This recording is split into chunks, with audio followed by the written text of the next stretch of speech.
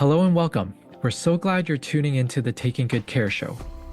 I'm Dr. Andrew Wong, based in Toronto, Canada. And I'm Dr. David St. Arno, based in Edmonton, Canada. We're two practicing psychologists with over a decade of experience each, working in a variety of settings and supporting diverse populations. Thanks for joining us. We hope you enjoyed today's episode.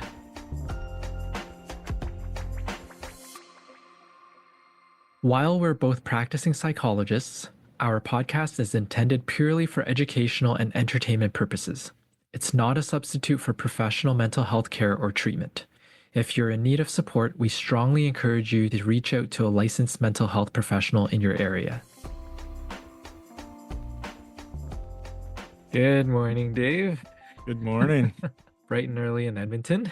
Yeah, the sun is shining, and we had actually quite a bit of melting over the weekend. It was chipping away at the ice on the sidewalks. So I remember living in Edmonton. That snow never melted, even on the roads. There was no salt, it was sand. Whereas out here, it's like salting trucks and everything melts. yeah, no, it's icy and snowy and then slushy and then back to icy. I remember watching, I think it was a soccer game, one of the CONCACAF games last year, or maybe 2 years ago. And it Yeah. was like January in Edmonton. I couldn't believe they held a game, Yeah. Mexico versus Canada in Edmonton in January. Yeah, I think one of the players like scored a goal and then jumped on the pile of snow that they had shoveled off the field. So you can use the cold to your advantage. So today, Dave, we decided to speak about, I think, a pretty topical issue. I wouldn't say it's an issue, but I guess a topic filled with events, possibly filled with emotions, because you recently attended a funeral and a celebration of life. And we thought, oh, you know what? Given that this is coming up, let's chat about grief and loss and bereavement and what all this means psychologically, because it's so filled with many different subtopics when it comes to grief and loss. We could take different angles of cultural perspectives. We can talk about resilience. We can talk about all the different definitions of what grief and losses are. And I know this is definitely in your wheelhouse with many of the groups that you run out in Edmonton. And so I think this would be a great topic for our episode today. Yeah, a bit of a heavy topic for sure. And even as I'm saying this, got a bit of a heavy heart still from the funeral and celebration of life service that I attended a couple of days ago on the Friday. So if you hear my voice choking up a little bit when I'm talking about some of that stuff, that's real. This is something that touches everyone. I wanted to speak about it because I think it's pretty universal and it's something that we might not have words for. And putting some words to some of the ways that we feel or the things that are happening can really just help make sense of it and allow us to live while we're grieving, while we're hurting, while we're suffering in some ways. I think it is a life challenge. That's how I would describe grief. It's the longer you live, the more you are going to experience it, and having healthy ways to process and to live with it, the better off I think we are. So, Dave, for you, given even your personal history as well as the work that you do, how would you define grief and loss? the definition that I like is that grief is the emotional, psychological, and physical response to loss. So, the reason that I like that is it's broad enough to capture all of the types of grief I think that we experience, because so often we're focused on bereavement, we're focused on the loss of a loved one, and that's when we talk about grief. But grief is so much broader than that. And I think the definition also allows for like variability or differences between cultures and families and that response can look very different depending on the family you grew up in or the culture that you came from. So just because grief is universal, it doesn't mean that it looks the same, right? Yeah, can look very different. So that's the definition I like. Do you have a definition that you like? No, I definitely piggyback on the definition that you provided. I think for me also, at least within the work that I do, if it's about grief and loss, it's frequently about bereavement, the actual physical loss of someone. But I often like to remind people that grief and loss is not just about bereavement and the physical loss of life. It's also about the loss of other things that have been close to us, can be family pets. Some people will say that the pets are family members, and they really are. But also, sometimes, for example, after brain injury, there's the loss of that person who we once knew.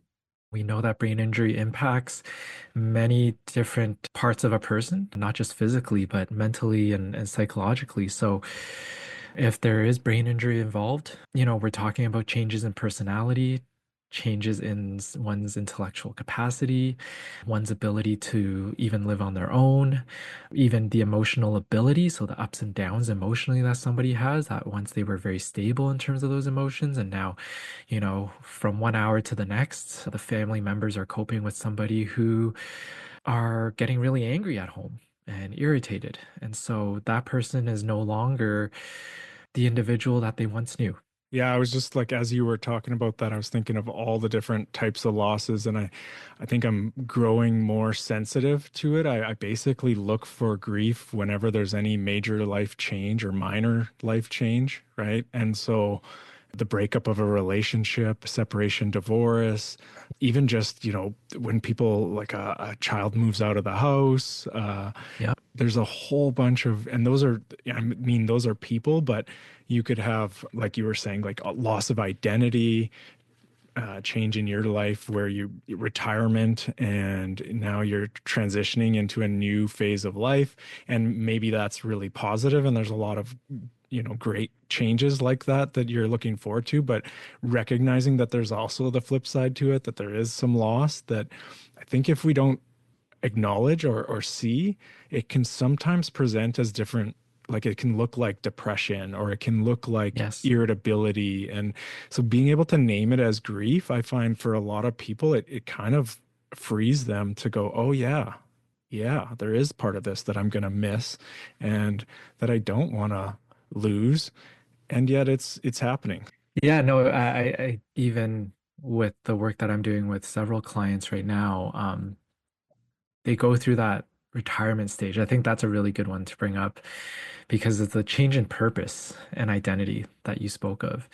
When you work at something for so many years, okay, that becomes a huge part of you. In Western society, if we think about it, beyond home, where do we spend a lot of our time? For so many people, it's going to be work. You hear of people talking about, oh, these cliches like work is my second family, right?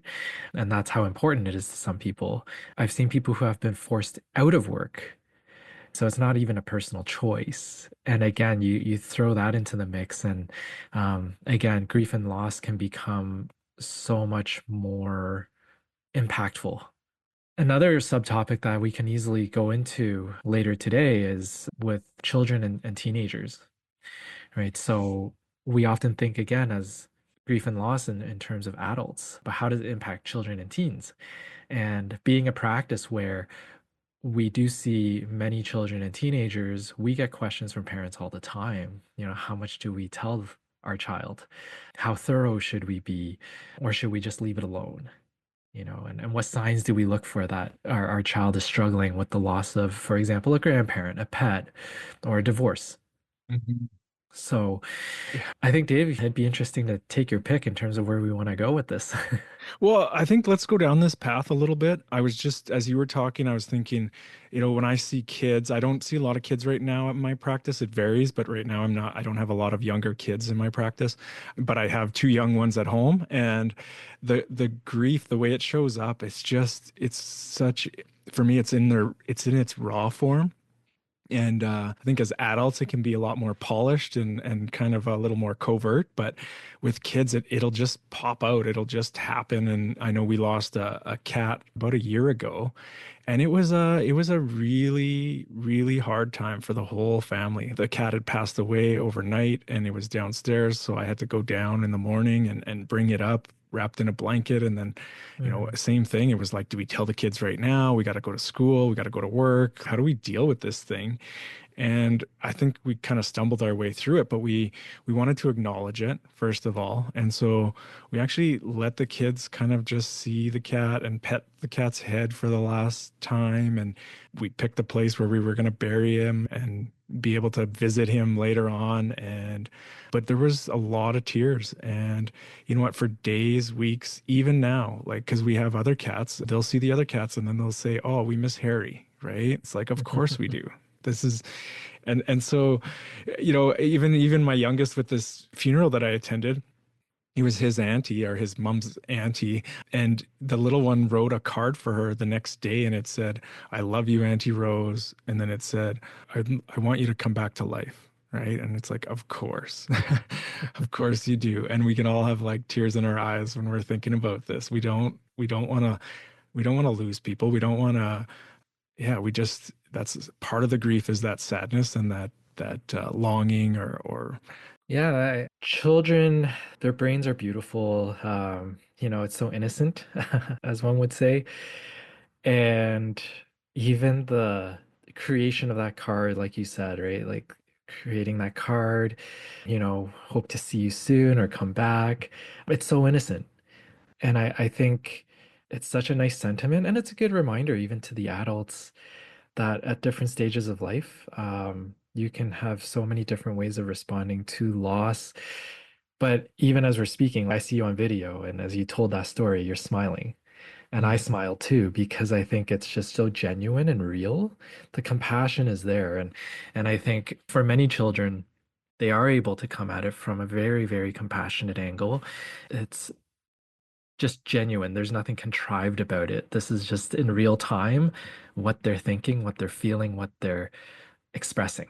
Hmm. My daughter, who's a little bit older, who still remembers a little bit more, will speak of the memories. Just remembering little things like feeding the dog, how soft she was, how it used to sleep beside her bed, how she used to sleep beside her bed. And so it's like we still think about those memories and we'll still talk about them. So I think again, sometimes those memories, it's important to process them with the children. Of course, depending on how old they are, but I never shy away from talking about memories because it really, I believe, helps individuals, both from children up to adults, really reflect and sometimes even just smile about those memories. Yeah, I didn't even notice that I was smiling. I wasn't looking at myself on the camera. So, but when you said that, I was like, of course, I was smiling because the phrase that I like with grief is that grief is the cost of love. And so Mhm. they're both there, right? Like the reason my son wants his auntie to come back to life is because he loves her, right? And there's love there. And so I can be smiling at the love while having tears in my eyes, and both of those feelings can be going on at the same time. If we're more comfortable with grieving, we can be more comfortable with loving and making good connections. And Yeah, I think there's a point I want to jump onto that, but while we're still talking about children, is there a particular age in your practice anyway where you would say, okay, maybe we don't talk about too much with the children right now about things that are happening, whether it's stuff around the world or something that is closer to home when it comes to grief and loss and dying. I know for me, a couple of factors. One would be age, but also the other is the maturity of the child. Are they able to understand what death or loss means? Very different if we're talking about separation, parental separation, no matter what the children are living it. But let's say it's a relative who's passed away, more of an acquaintance. Do we talk too much about it if they do ask? yeah, I think we could have a whole podcast on separation and Absolutely. divorce and helping kids through that big change. And Yeah. a lot of times they're just looking at the big people around them, their parents, to figure out like, am I going to be okay? Right? This big thing is Yes. happening. Am I going to be okay? So, I think you bring up a really uh, good point, though, Dave. You say that the kids look to their parents for reassurance. And even when it's not separation, let's say it is grief and loss of a pet or a relative or a friend, That's what kids often are still looking for. They look at the parents to see if it's okay to be sad, if it's okay to show emotion. And this is where I think there's some really healthy processes that can happen if parents do show a healthy amount of, let's say, sadness or tears. Mhm. And it lets the kids know, hey, it's okay to cry. It's okay to ask for help. It's okay to come in for a hug, rather than sometimes modeling, this idea of, strength equals no tears. We have to be strong. We don't cry about it. We just move on.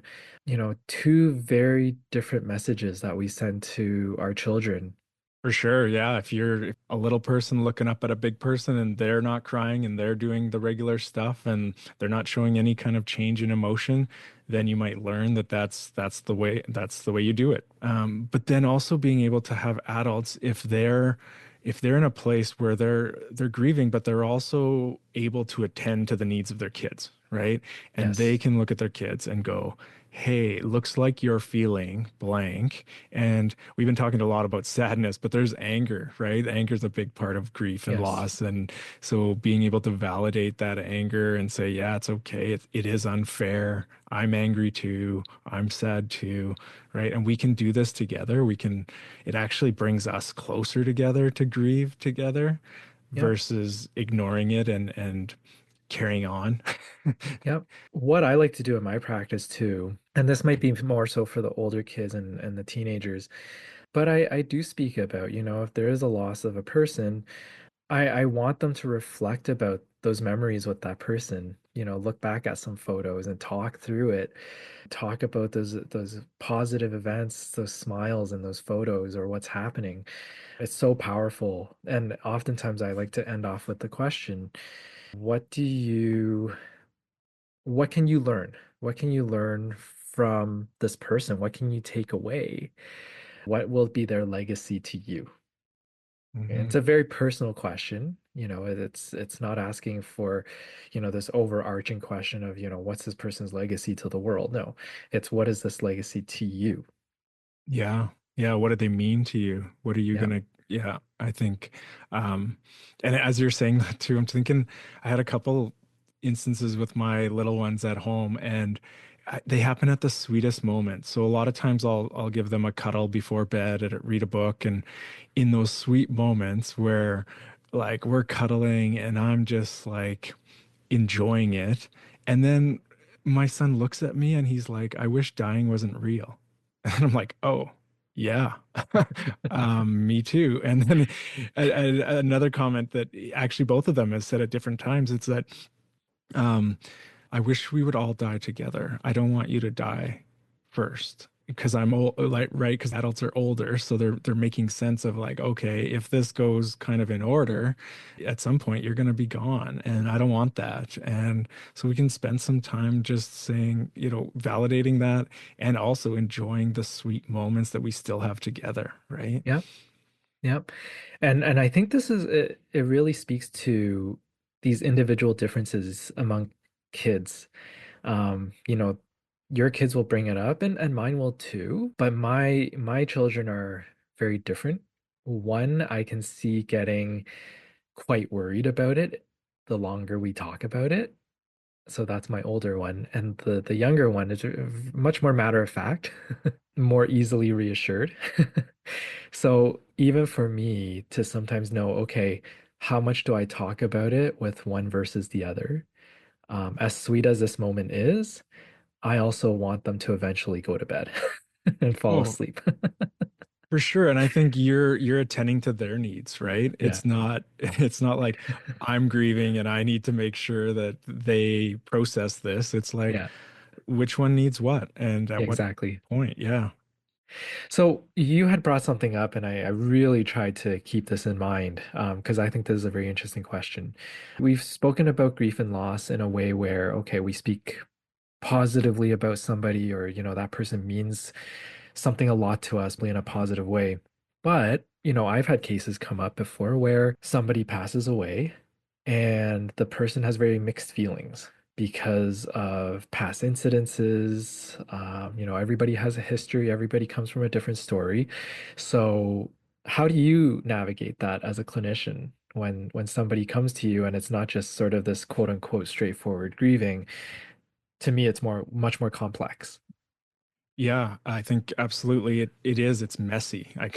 I think grief Yeah, is messy. Sometimes it's clean, right? And sometimes, the stages that were discovered in research a long time ago in terms of the stages that people are familiar with, right? And they think, oh, I need to pass through these stages in order, and that'll be my yeah, grieving process. When really we bounce around through all of those stages at different points and restart back even after we've accepted part of it. Some of it doesn't feel real, or we bargain, or we're angry, or we're so I just, with the assumption that it's messy and that it's okay to be messy, right? And you might have regret, you might have anger, you might have all kinds of mixed feelings. You might not have been able to say what you wanted to say, or yeah. So some of the examples with that come to mind are death by suicide. That one often is really mm, messy, right? It leaves hmm. people with unanswered questions, and just a lot of that's a really hard one.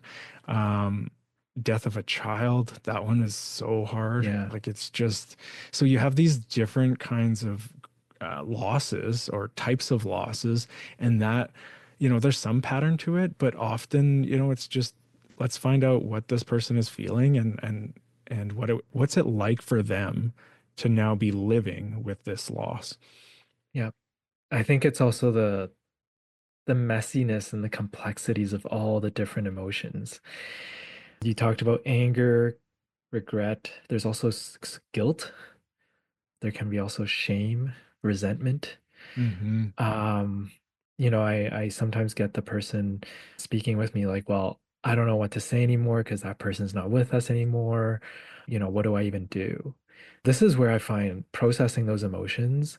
I think in one of the other episodes you had mentioned that, you don't do as much emotion work.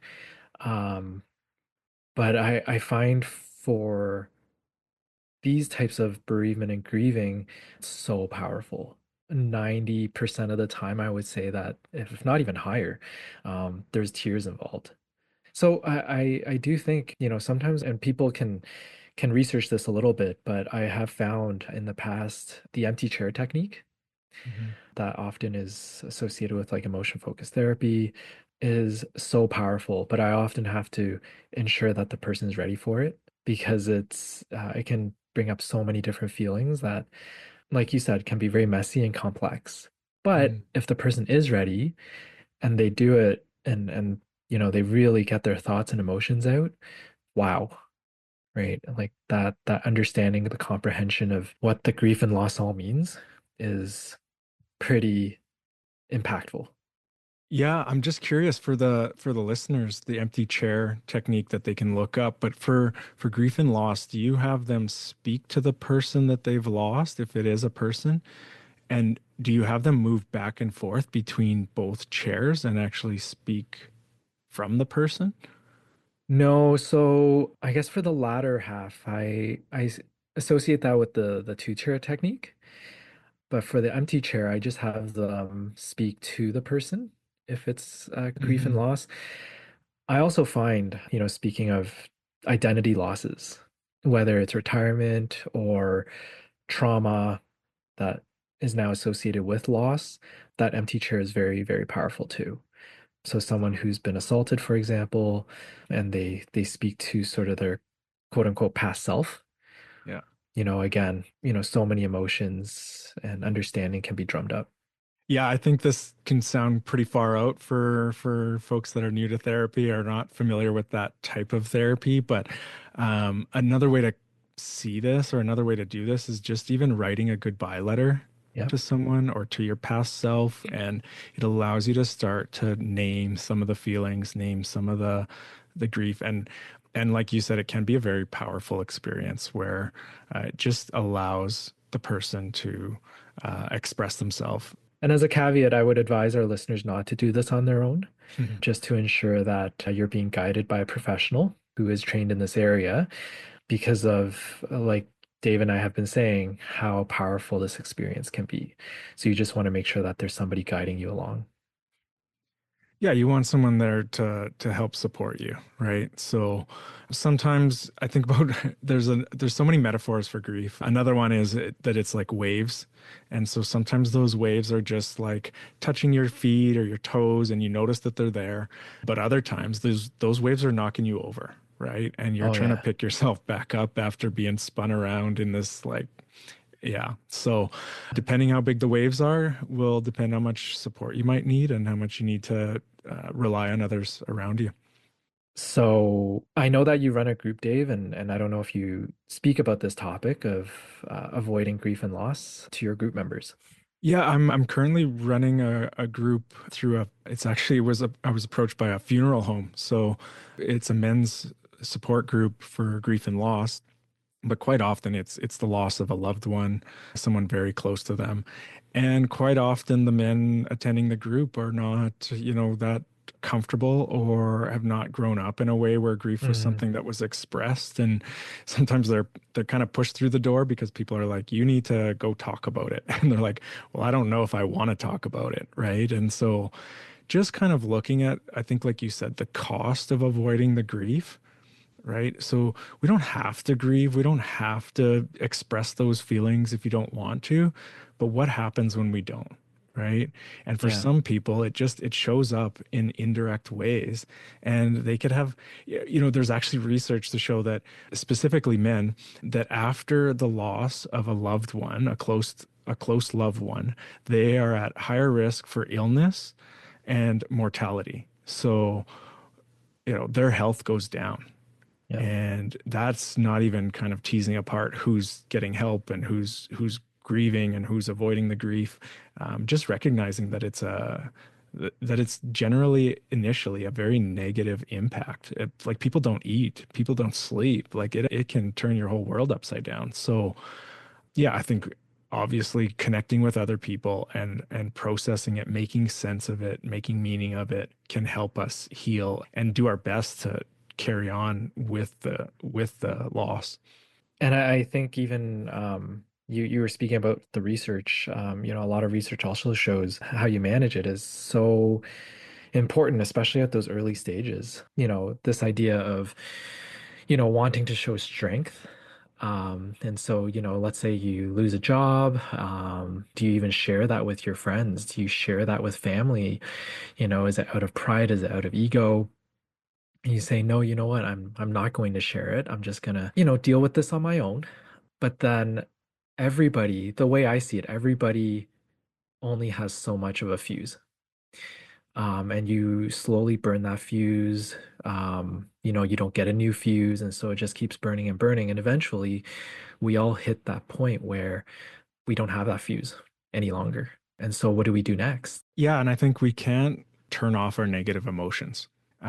There's a huge cost to trying not to feel. And Yes. that's where I think, yeah, substance use and other stuff that allow people to numb out or to disconnect from those feelings obviously play a big role there. So the grief can be delayed, right? We can kind of Yeah. pack it up, tuck it away, and then carry on. And then a year down the road, 2 years down the road, something else happens, or maybe the anniversary of the loss comes Yeah. around and it just shows up in full force and people are confused like what's going on with you, how come?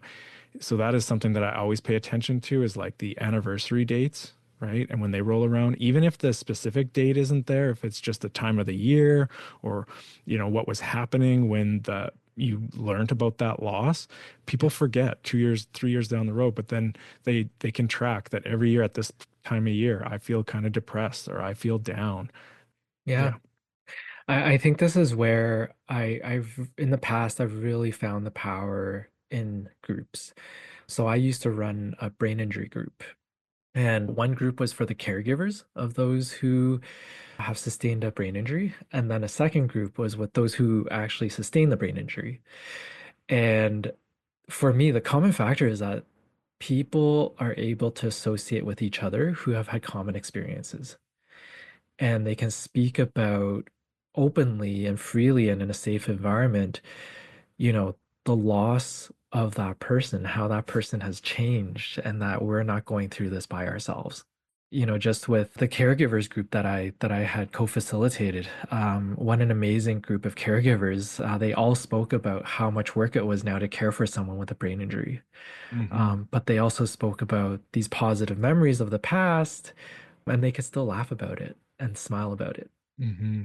even though it's no longer the same. Yeah, this isn't the right term for it because this actually has like a clinical meaning to it. But for me, I always call that complicated grief just because, the person is still there, but parts of them have changed. And another example of that is dementia, right? Hmm. So, Yep. a loved one with dementia, you're literally watching them leave in front of your eyes, but physically they're often still there, right? So Yeah. it's hard for our brain to make sense of that and to allow ourselves to grieve while someone is still here or you haven't fully lost something. But it's grief. You're loving and grieving at the same time. Even when you say that, it's loving and grieving at the same time. Like that is how complex our brains are when it comes to grief and loss. It's almost a juxtaposition that you think it doesn't even fit together, it cannot fit together. But it can. If you think of a Venn diagram, Hmm. there is something in the middle that just sort of brings it all together. Yeah, another example of that is like if a relationship ends, but they're still around, right? Like there's still the chance that they come back or that the relationship starts up again. Yep. We might not grieve that relationship because there's still hope that it's not over. So just like these kind of, I think more subtle kind of aspects of grief and understanding that, oh, so, the relationship ended, you still have hope that it's coming back, but you've started drinking a lot more on the weekends, right? Yep. Or eating. Like eating is one too that people can either stop eating or eating a lot. And it's just ways of, again, kind of affecting our emotions, coping with challenging emotions. Yeah. So really there is this cost of avoiding grief, and I think one of the things I wanted to bring up, especially with our listeners here, is that grieving and coping with loss for everybody can be very different. So even though, we speak about counseling or being in a group, like at the end of the day, it's not like any of these things that we're talking about today are cookie cutter strategies or definite ways of healing. I think everybody copes with grief and loss differently. Even when you think about different cultures and how you celebrate life versus mourning, the loss of a life, very different. In some cultures, they really don't want to show emotion, right? They've been taught year after year not to, and somehow at the same time, it's not like an entire culture is suffering because they haven't grieved or bereaved. It's such an individual process and even from a different cultural perspective, we have to understand that different people will grieve differently, and that's okay. Yeah, and hopefully the listeners, there's parts of what we're talking about that allows you to make sense of what you've been through or someone else you care about has been through. Another part or another like myth that I see a lot in my office and just in the general public is that like time will heal, right? Hmm. So I just need more time and I'll heal. Hmm. And that's actually not true. At least that's not my experience, right? I think time can actually make things worse or better. So time is needed, but you need more. You need to actually figure out what you're doing with that time. And Yeah. sometimes people have like a timeline in their head that by this time I'll be over it and it won't affect me anymore. And it's like that's actually not true either, right? Like Yeah. for a lot of people. Maybe it's true for some people, but over and over again what I've seen is that kind of myth actually keeps people stuck more often than it helps them. Yes. Having said that, though, I have seen people get really married to that idea of time. And even when we talk about it here in the office, it's sort of like swimming up a current as a clinician, and you can do a lot of psychoeducation about this idea of time or distractions, because people will talk about too, not just time, but oh, I just need to be distracted. And so, they really get back to school and work, I'm now working like, I don't know, 50-hour weeks, or all I'm doing is studying. And often my question is, well, what if the work stops? What about when the studying stops? You're almost done your semester. The studying's not going to be there after a while. Yeah, I think about that too. When the house is quiet, when everyone's Yep. gone, you know, but it can be really healthy and helpful to have healthy distractions and to not be just stuck in the grief all of the time, right? Yes. So, of course, I think what becomes a problem is when we avoid it altogether. Right. And we Yes. don't have space and time to actually feel the grief and to go through some of the aspects of the grief. So it's that a chronic distraction Yes. that I think becomes, Yes. yeah, a problem. I think distractions, yes, can be healthy, and I think when people go towards those distractions, for example, let's go for a walk in the park, let's call up a friend to go grab a coffee. When those types of distractions come quite naturally, I think it can be healthy. It's when a person starts to scrounge for distractions, right? The image that I'm getting is like someone's just clawing for it, because without that distraction, they know that it's going to be painful. And so they are just scrounging and just clawing for that distraction, and they need something quick and now. Hmm.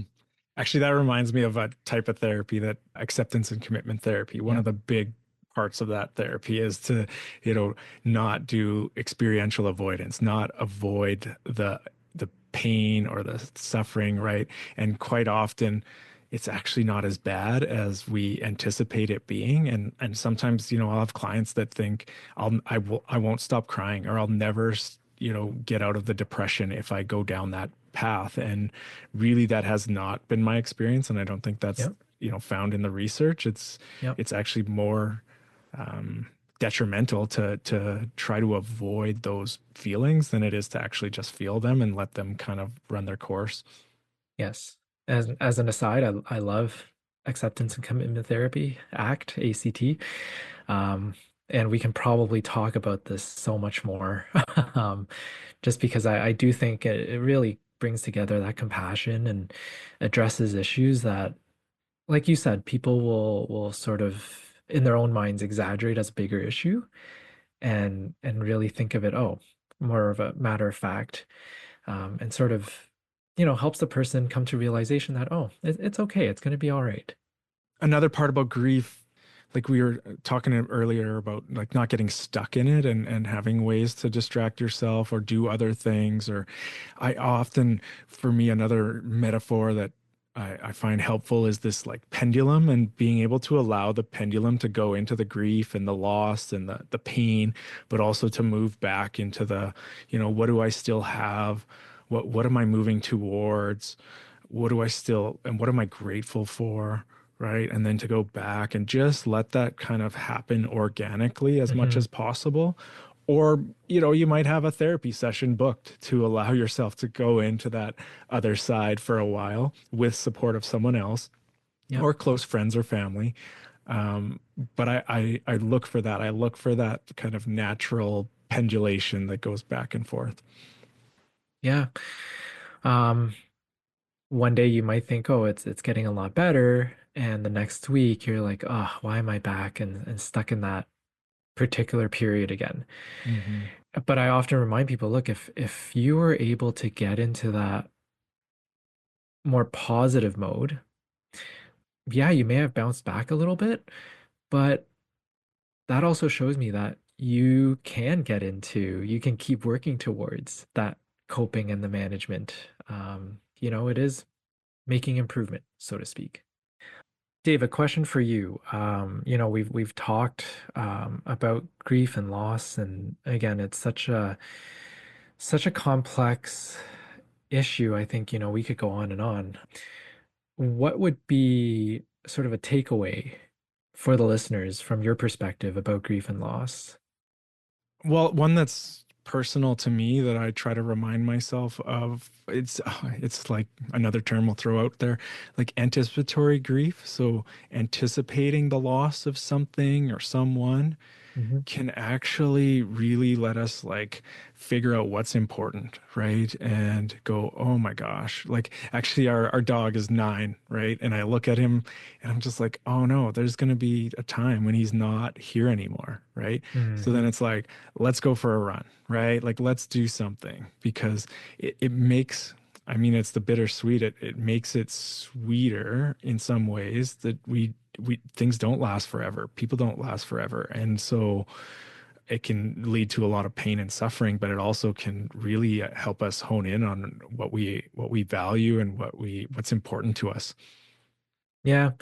And I think in our fast-paced society, you hear about this all the time when tragedy strikes, someone somewhere will say, it reminds you to slow down, think about what's important to you. So, unfortunately, sometimes it takes tragedy to occur for that to happen. But hopefully, even through our podcast today, it's reminding people, give that person a hug, give that person you love, you care about a hug, and not take for granted, what's right in front of you. Because sometimes we think of all these other things in our lives, especially for many people, work, how important that is. But what about the relationships that are right in front of you? Speaking of which, one of the cool things about doing this podcast is reconnecting with you after being away. So I'm really appreciating doing this with you and being able to connect with you again. So Same here. No, it's been a lot of fun and we've only begun. So, and for me, the last point, I think my takeaway that I hope listeners can take with them is, that grieving over anything is not a weakness. In fact, if we can bring more understanding to ourselves, we can reflect, comprehend, and process through things, it certainly is a strength. So it's okay to allow yourself to feel, to hug, to have tears, and it's okay to model that to our kids and to our loved ones. So with that, there's so much more to talk about in terms of this topic, and I'm sure we will again circle back at some point when it comes to grief and loss. But in the meantime, to all our listeners, take good care. take good care, share your grief.